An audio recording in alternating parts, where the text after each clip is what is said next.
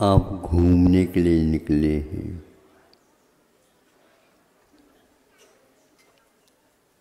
घूमते घूमते कई वस्तुओं का दर्शन हुआ।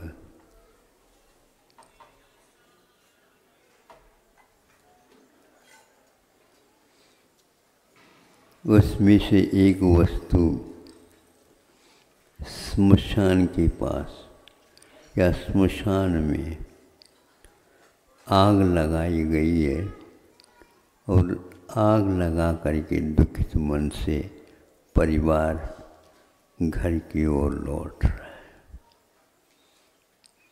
और वह परिवार घर आ गया। परिवार का एक सदस्य रह गया। कहाँ रह गया? स्मशान में रह गया। ये तो आप लोगों की धारणा है। शव रह गया और भीतर का जो रहने वाला अविनश्वर तत्व शिव विद्यमान, वो कहाँ चला गया? वो ऊपर चला गया। और क्या? ये तो दृश्य दिख गया। एक वह है, घर में एक नया सदस्य आ गया। वातावरण कैसा है? हर्षमय है। लेकिन माँ को चिंता हो रही है, इसका पालन पोषण कैसा होगा।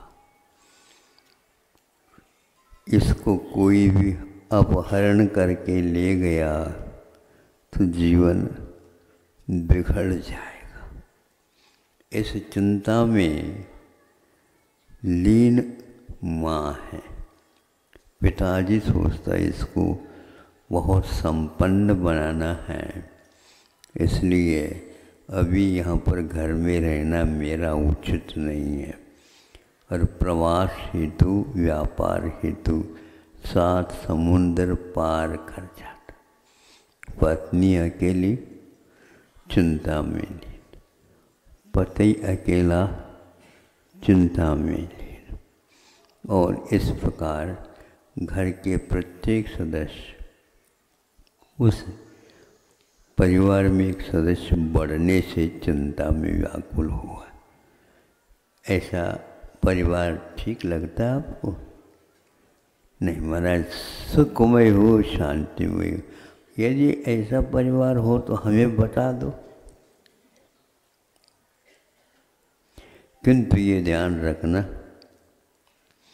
हमारे परिवार को कोई देखता है तो इन सब बातों से वह अपने आप ही ऊपर उठ जाता है और भविष्य में हमारा केवल विकास निहित है, विनाश नहीं।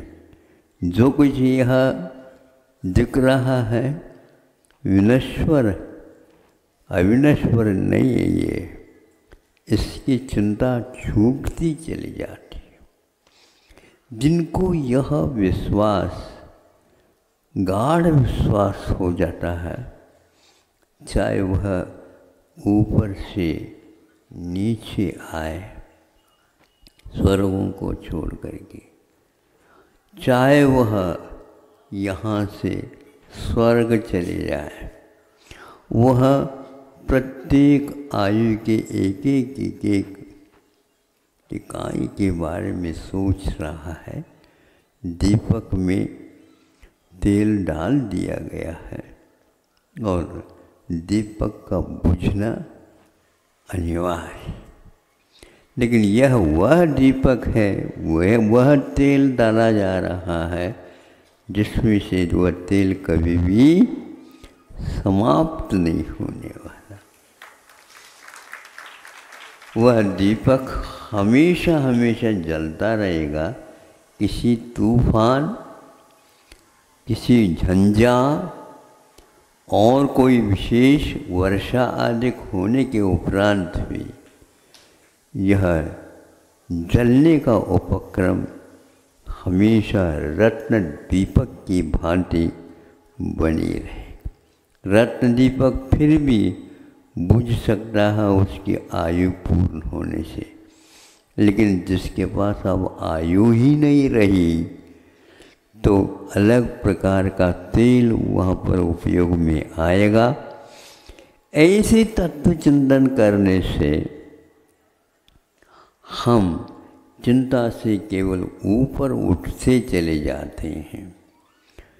हमारे संतों ने हम लोगों के लिए सुख की सामग्री का अर्थ बाहर नहीं, हम अपने विचार और उस वस्तु के स्वरूप को समझने से होता है। अनेक प्रकार के रंग होते हैं, अनेक प्रकार के अंग होते हैं, अनेक प्रकार के अंतरंग हुआ करते हैं। हमारे अंतरंग में वह दीपक हमेशा जो रत्न दीपक जलता रहे। और यह जो क्षणिक हैं, इन क्षणिकों के बारे में सोचना क्या, जो क्षणिक ही है तो हमारे सामने सामने उत्पन्न हुआ, सामने सामने मिट रहा। एक भव्य जीव परिवार में आता तो इस प्रकार चिंतन करने वाला आता है, घर में सुभिक्ष हो जाता है। और कुछ ऐसे परिवार के लोग आ जाते हैं जिसके द्वारा हमेशा हमेशा चिंता हमें काटती रहती है, खाती रहती है और हमारा जीवन यूं ही निकल जाता है। आपको कौन सा जीवन अच्छा लगता है? सोच लो थोड़ा सा। मैं बोलना बंद कर देता हूँ। मेरा बोलते रहने से आपके चिंतन में बाधा तो आती होगी। बाधा तो नहीं आती महाराज, बाधा के सारे कारण लुप्त होने लग जाते हैं, क्योंकि हम ऐसा सोचते ही नहीं कभी। ये सबसे बड़ी कमी हमारी यह है, हम 10 मिनट तो सुन रहे हैं, लेकिन इन 10 मिनट की जो सामग्री है वो अपनी है ना, उसको बार बार खोल करके। लड़के इसलिए प्रसन्न रहते हैं, बच्चे इसलिए प्रसन्न रहते हैं, खिलौना उसके हाथ में है और वो बार बार खिलौने की ओर दृष्टिपात करता रहता है, बार बार। खाने की वस्तु की ओर इतनी नहीं जितने की उसको खिलाना। ये जब तक उस खिलौने की ओर उसकी दृष्टि रहती है, उसको कभी भी रोना धोना तो आता नहीं। जब वह टूट जाता है तब इसके लिए रोना अपने आप ही आ जाता है, क्योंकि मेरा जो सुख की सामग्री थी वह टूट गई है। आपके पास ऐसे सामग्री है जो आंखें बंद करते ही आपको शांति ही प्रदान करने वाला।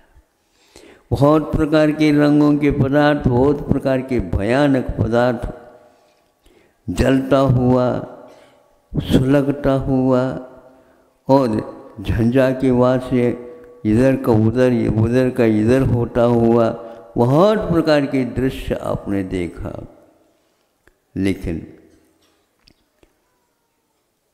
जब हरियाली की ओर आपकी दृष्टि चली जाती है, उस हरियाली में अनेक प्रकार के रंग रहते हैं, तो कभी भी आँखों के लिए वो हानिकारक नहीं लगते। रत्नों की किरणें हम लोगों के लिए कभी हानिकारक नहीं रहते। सूर्य का प्रताप हमेशा हमेशा रात में भी वो हमारे लिए सताता रहता है। चंद्रमा की ज्योति हम लोगों के लिए अमृतपान कराती रहती है। ऐसे चंद्रमा को उगाओ अपने भीतर और हमेशा हमेशा उधर से सुधा की वो धारा हमारी ओर आती हुई नजर आ जाए, उसका स्वाद हमें प्राप्त हो जाए। इस प्रकार के चिंतन करने से असंख्यात गुणी कर्म की निर्जरा होती है, क्योंकि यहाँ पर चिंता की बात कुछ भी नहीं है। चंद्रमा को देखने के लिए, उसके त्रोटक बनाने के लिए इसीलिए कहा गया कि हमारा चिंतन का यह जो प्रतिदिन की शैली है अथवा पद्धति है, इसमें अंतर आ जाए। भिन्न भिन्न वस्तुओं के माध्यम से भिन्न भिन्न हमारे चेतन धारा में उमड़न आती रहती है। ऐसे हमारे प्रभु हैं जो हमेशा हमेशा अमृत से पूर्ण रहे हैं, उनके बारे में आप त्रोटक लगाओ। महापुरुषों के चिंतन जितने समय तक हम करेंगे उतने समय तक कितनी भी बाधा क्यों ना हो, लेकिन उस समय अनुभव तो बहुत अच्छा होगा। इसलिए आँखों में जो पीड़ा है, उस पीड़ा को दूर करने के लिए, आँखों में जो कमी है उसको दूर करने के लिए, आँखों में जो हमें बहुत ऐसी किरणें आ रही हैं जो जलाने वाली हैं, उनको भी हम दूर कर सकते हैं। कैसे दूर कर सकते हैं?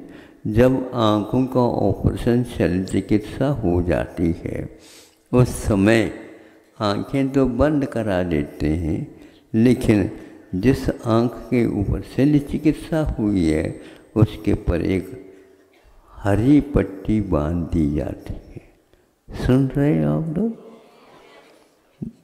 उस शल्य चिकित्सक को पूछा जाए हरी से क्या मतलब है? हरी से इसलिए मतलब है बंद करने के उपरांत भी वह हरापन उस आँखों को एक प्रकार से क्या करता रहता है, वो उसकी ट्रीटमेंट करता रहता है, उसकी वह सेवा करता रहता है, उसके घाव को पूरता रहता है। इसलिए बच्चों के यहाँ अथवा आगे जो आप चिकित्सालय बनाने जा रहे हैं उसमें उस प्रकार के प्राकृतिक दृश्य को दिखाना प्रारंभ कर दो तो रोगी का रोग अपने आप ही शांत हो जाए।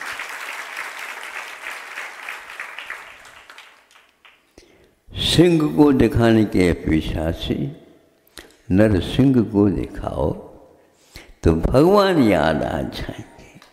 तो भगवान के दृश्य है, भावों के दृश्य है, भिन्न भिन्न भावों के दृश्य हम दिखाएंगे तो अवश्य ही रोगी के परिणामों में शांति आती चली जाएगी। शांति धारा कहते ही भिन्न धाराएं थोड़ी सी कमी हो जाती है और शांति धारा का महत्व बढ़ जाता है।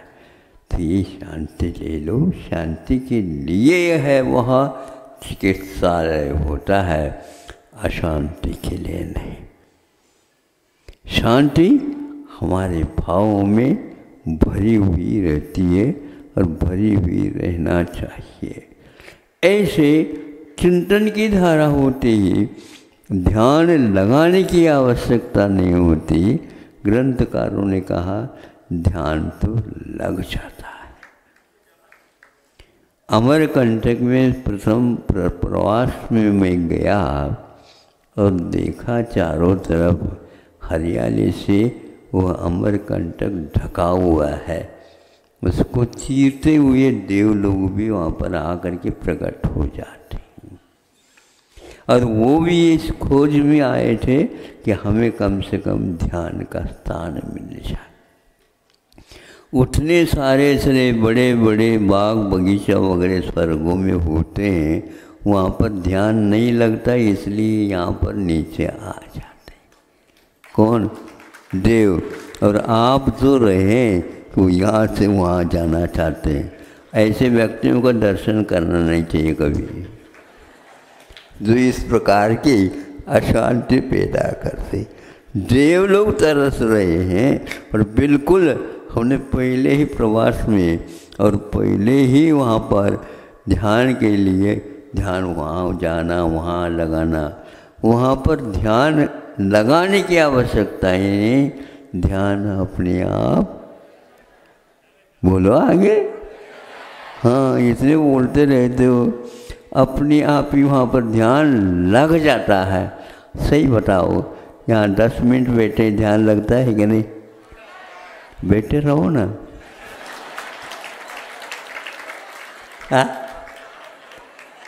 हमें तो हमें ध्यान करना है, क्या आप लोगों को ध्यान करना? इस दृश्य को आप आंखें बंद करने के उपरांत भी बहुत समय तक ज्यों का त्यों बनाए रख सकते हो। उसके लिए कोई पैसा नहीं मांगेगा। अच्छे दृश्य का दर्शन करो और उसका स्मरण रखे रहो। इसी को अनुप्रेक्षा नाम दिया गया। हमारे यहाँ अनुप्रेक्षा का बहुत बड़ा महत्व है, क्योंकि ध्यान की भूमिका अनुप्रेक्षा मानी गई है। ऐसे अनुप्रेक्षाओं के दृश्य उस रोगी के सामने हमेशा झूलते रहे, फूल वगैरह खिलते रहे, और जो स्वस्थ व्यक्ति वहाँ पर होता हुआ उसका दृश्य दिखाए जाए, जो रुग्णता थी वह रुग्णता गायब होती हुई नज़र आ जाए, और प्रत्येक श्वास में उसको लगे कि हाँ हम अब बहुत अलग स्थान से यहाँ पर आए हैं। यहाँ पर कोई एयर कंडीशन नहीं लगाना, ऐसा निश्चय कराया गया है। एयर तो है आवश्यक है, कंडीशन की क्या आवश्यकता है? बोलो, है हमेशा हमेशा कंडीशन से आप मुक्त हो जाओ। कोई कंडीशन नहीं लगा तो नींद आ जाती है अच्छी, और कंडीशन लग जाए नींद भंग हो जाती।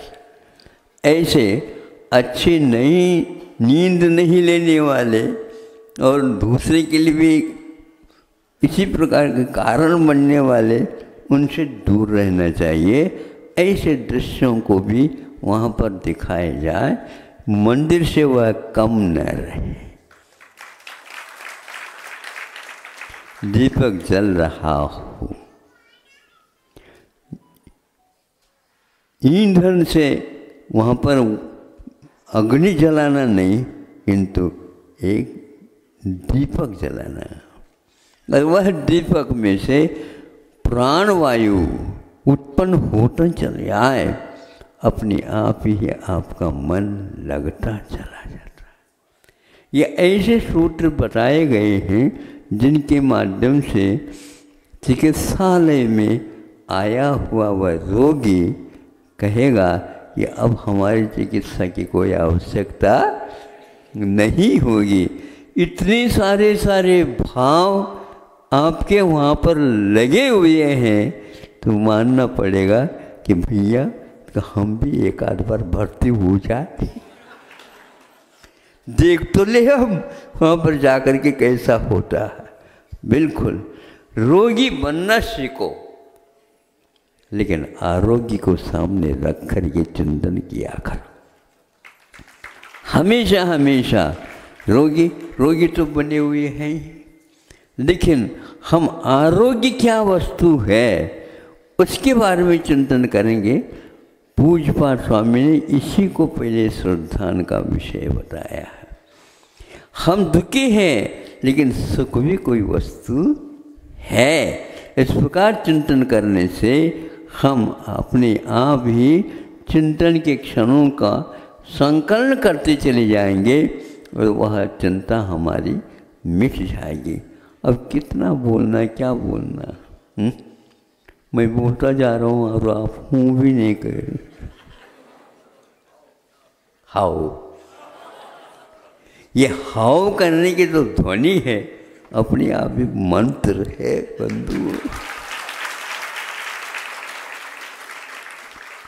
ना ना नहीं, यदि ना कहते हैं तो एक ना और लगा दो, ना ना।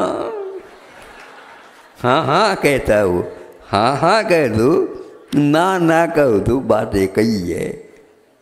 क्योंकि उसमें निषेधवाचक है और इसमें 2 बार हाँ कहा जा रहा, 2 बार हाँ कहना और 2 बार निषेध करना, बात एक ही है। एक कहोगे तो अलग ध्वनि निकलेगी, एक ही है।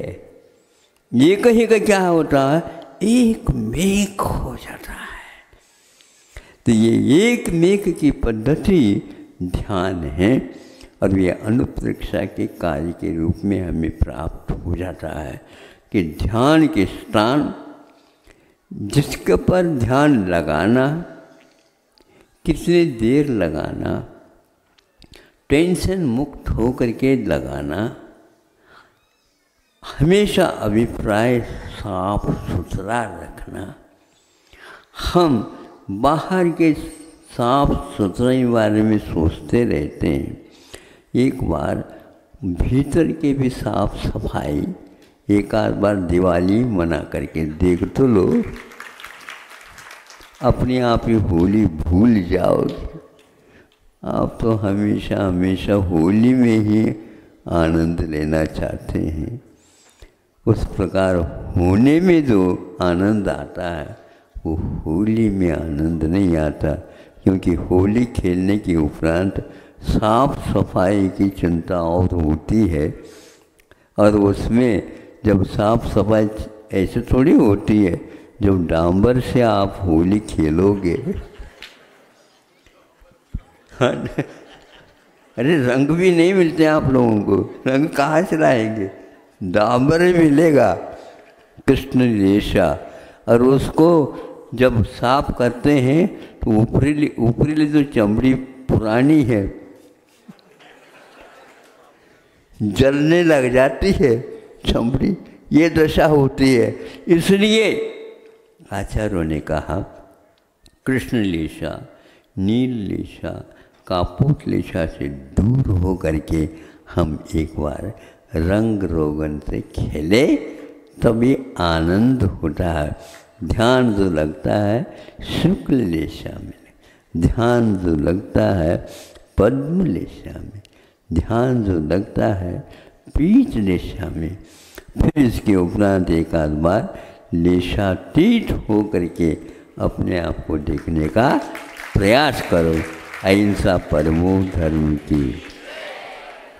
ये लोग कहते हैं महाराज अब थोड़ी सी मात्रा आप कम करो, ये और मात्रा बढ़ रही है तो मैं क्या करूँ, क्योंकि वह बनती चली जाती है, बिगड़ती नहीं है, बनती चली जाती है। इसलिए हमेशा हमेशा शुभ लेशाओं को रखो, हमेशा हमेशा शुभ चिंतन किया करो, हमेशा हमेशा जो चिंतन हमारे लिए बाधक है, दूसरे के लिए बाधक है, उसको समाप्त करने का प्रयास करो। अहिंसा परमो धर्म।